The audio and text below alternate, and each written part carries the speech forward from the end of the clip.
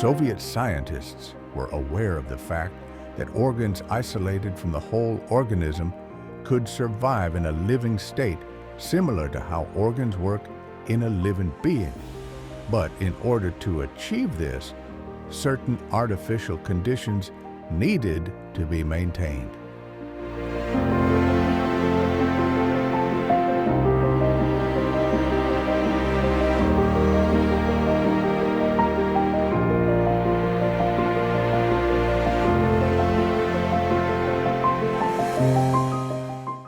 Organs, isolated from the whole organism, in this case a dog, could be brought back to life despite being removed from the corpse shortly after death. And to serve this purpose, blood is introduced into the cardiac vessels of the heart.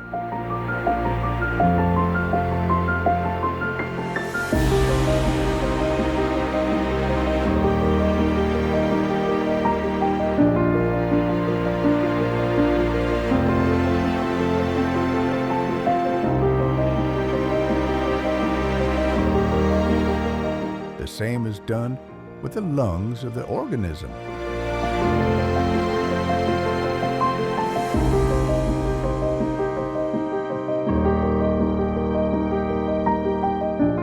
This apparatus is used to fill the lungs with air.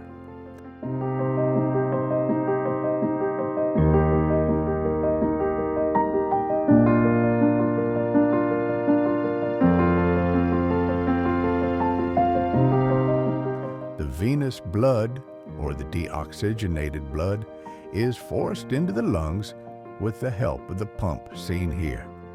The deoxygenated blood passes through this tube and goes directly into the lungs for oxygenation.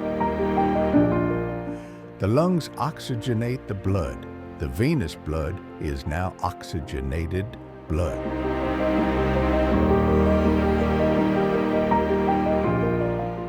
The isolated lung continues to function normally, just as it would in a living organism.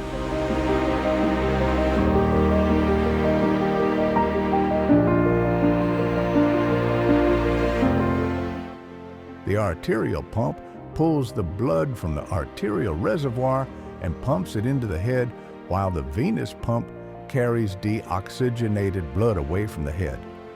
The blood is oxygenated inside the reservoir, which ensures oxygenation for the blood and consequently ensures the survival of the dog's head.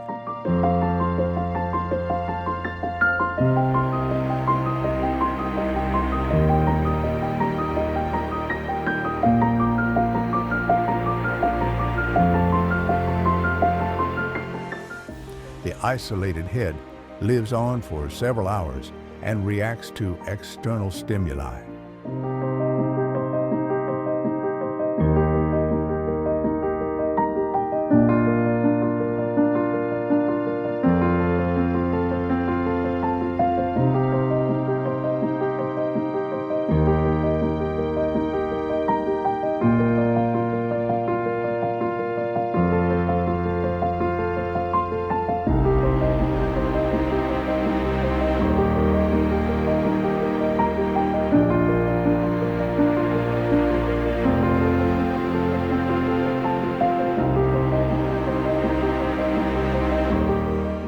The isolated head reacts to light and to sound.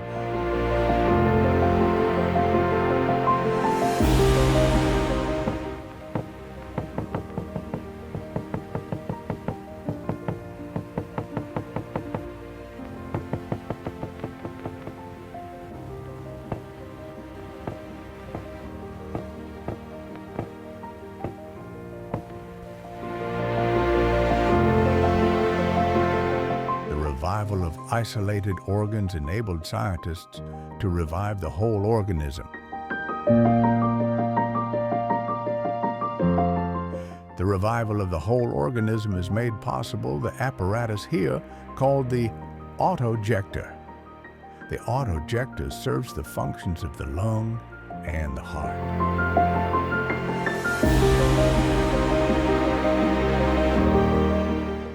The autojector consists of the arterial pump and the venous pump that supply the body and take blood away from the body respectively.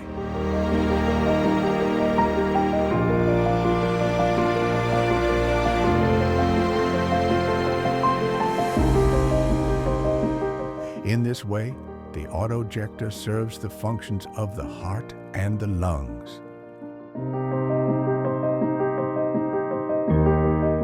The experiment is carried out on a dog.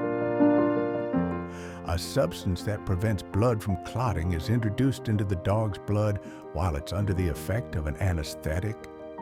The dog's vitals continue to function normally.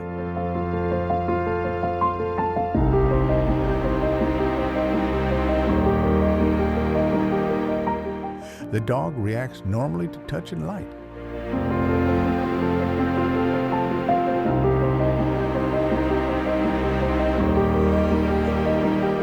The chemograph here records the function of the dog's heart and its breathing.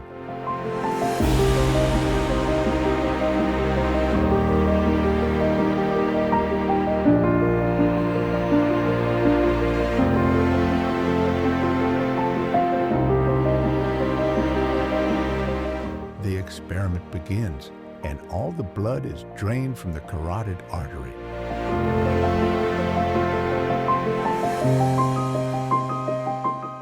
The heart eventually stops beating.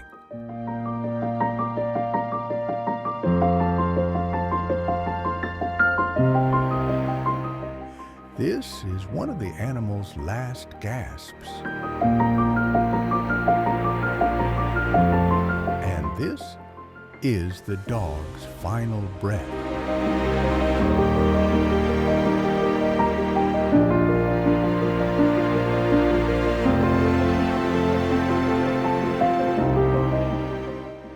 The dog is now dead.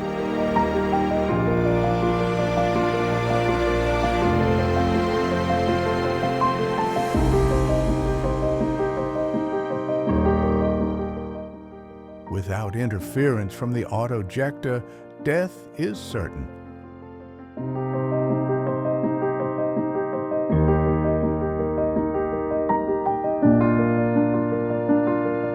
The arterial pump is connected with the artery.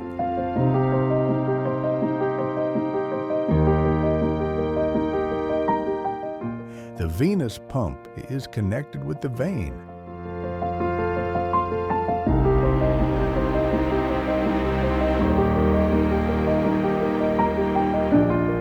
Ten minutes have elapsed since the dog has been clinically dead. The blood removed from the dog's body is pumped back into it via the autojector.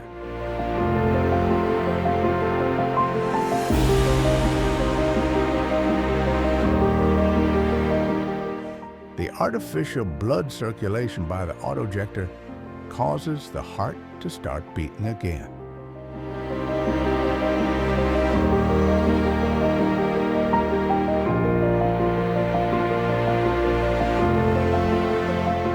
The heart begins to function normally. The dog takes its first breath. The dog slowly starts recovering its normal breathing.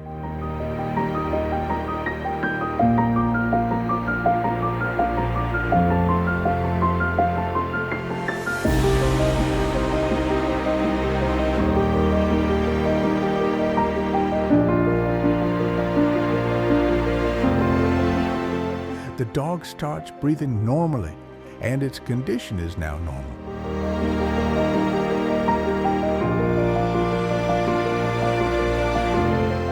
The autojector is now disconnected, and the dog is able to maintain its own life using its own heart and lungs. The effect of the anesthetic soon wears off, but the dog is still weak. After a period of 10 to 12 days, the dog is now fully healthy and functional.